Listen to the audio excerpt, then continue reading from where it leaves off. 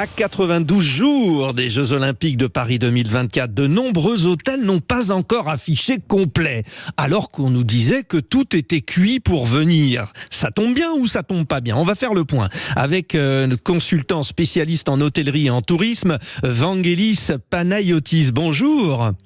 Bonjour. Bon, alors, d'après le baromètre de l'Office du tourisme de Paris, le prix des hôtels était en baisse avec 481 € la nuit en moyenne entre le 26 juillet et le 11 août. C'est, on va dire, la conséquence du fait que tout n'est pas réservé? Oui, tout à fait. Enfin, en tout cas, il y a du contraste. Vous savez, vous avez certains hôtels qui ont été très tôt privatisés par des entreprises, par des délégations. Donc, ceux-là sont pleins. Et puis à l'inverse, il y en a une certaine partie qui ont attendu un petit peu la dernière ligne droite pour mettre leur chambre en vente et puis essayer de profiter un petit peu de cet effet de pression de la demande sur la destination parisienne. Ouais. Vous qui avez le recul justement, Vangelis Panayotis, est-ce que tout cela n'a pas été orchestré, alors avec peut-être l'intérêt pour le public? C'est-à-dire qu'au moment de lancer tout cela, on se disait « Oh là là, ça va être trop cher ». Là, vu qu'il y a cette tendance, ça va inciter les gens à venir au jeu et aussi aller dans les hôtels? Oui, et tant mieux d'ailleurs. Mais si vous voulez, en fin décembre, en fait, vous aviez toutes les délégations sportives qui, elles, avaient réservé de longue date des allotements, c'est-à-dire qui avaient réservé un volume de chambres, qui ont rendu la partie qu'ils n'avaient pas utilisée. Donc vous avez eu un petit premier effet de dégonflement. Et là, vous avez le dernier qui va avoir lieu dans les prochains jours. Et ensuite, on aura exactement le chiffre de tout ce que représentent les délégations sportives des fédérations, qui est quand même un gros volume très lié aux Jeux Olympiques. Donc à partir de là, on va rentrer dans quelque chose qui est un petit peu naturel. Et d'ailleurs, on voit dans les tout derniers chiffres qu'on a eu depuis une dizaine de jours que c'est en train de repartir à la hausse. Donc on a un signe qui est plutôt positif de touristes qui viennent. Et si on regarde avec les JO de Londres, qui sont quand même ceux qui étaient un peu comparables par rapport à une ville comme Paris, on a eu exactement le même phénomène. Historiquement, vous avez des gens qui viennent à Paris pendant cette période, pendant l'été, entre juillet et le mois d'août, qui sont pas forcément des passionnés des Jeux Olympiques et qui n'ont pas envie de se retrouver dans cette effervescence des Jeux.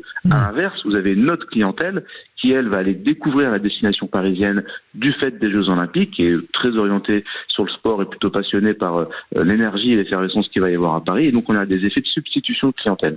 On peut dire, Vangelis Panayotis, que nous sommes le mercredi 24, précisément, 24 avril.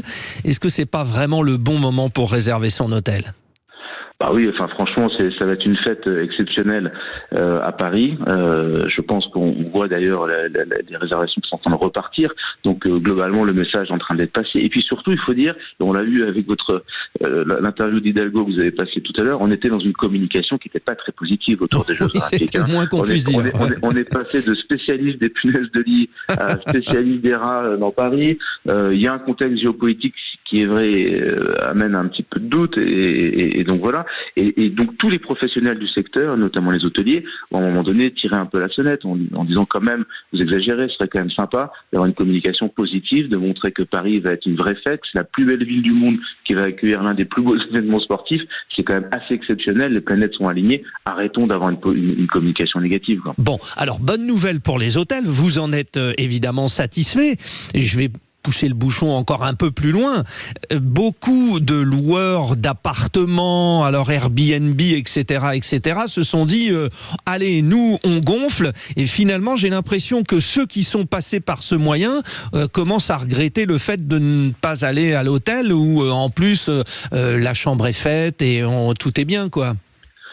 Alors, c'est pas la même expérience. Je pense que souvent, on aime bien opposer les uns aux autres.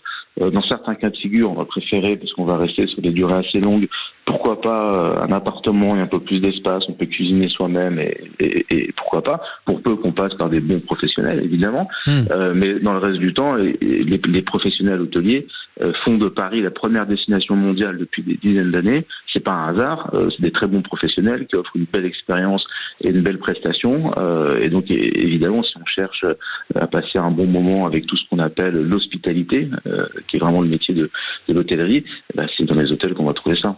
Ouais, moi c'est ma petite préférence, mais après bon, chacun son truc. Et puis il y a aussi la question du prix. Mais on n'est pas trop mal en ce moment. Merci Vangelis Panayotis, consultant spécialiste en hôtellerie et en tourisme. Et donc, vous l'avez compris, vous les auditeurs de Sud Radio, c'est peut-être le moment, si vous voulez monter à la capitale pour les Jeux Olympiques, de réserver une chambre d'hôtel. 7h moins 5. Tiens, que s'est-il passé ce jour-là ?